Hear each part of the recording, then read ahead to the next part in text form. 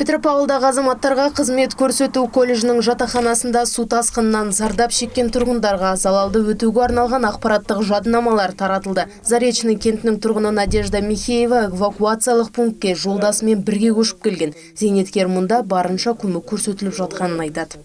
Во второй школе мы там. Екінші мектепте 1,5 апта болдық. Содан кейін бізді осында эвакуациялады. Ешқандай шағымымыз жоқ, керісінше бізге барынша көмек көрсетіліп жатыр. Таңертең түсті кешке жақсы тамақтандырады, барлық жағдай жасалған. Су тасқыны басталғалы бері залалды өтеу туралы ақпараттық жадынама 3000 тұрғынға таратылған, әлі 7000 адамға тарату жоспары бар.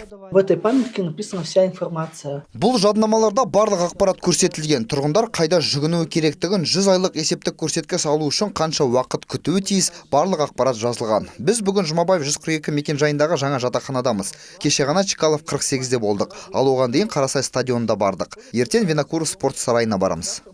Іс-шараны жастар ресурстық орталығы мен жастар саясаты қоғамдық даму және ақпарат орталығы бөлімінің мамандары өткізді. Ұйымдастырушылар алдағы уақытта әлі де өткізуді жоспарлап отыр. Ақнұр Қайырбек, Асар Юрбулан, Первый Северный телеарнасы.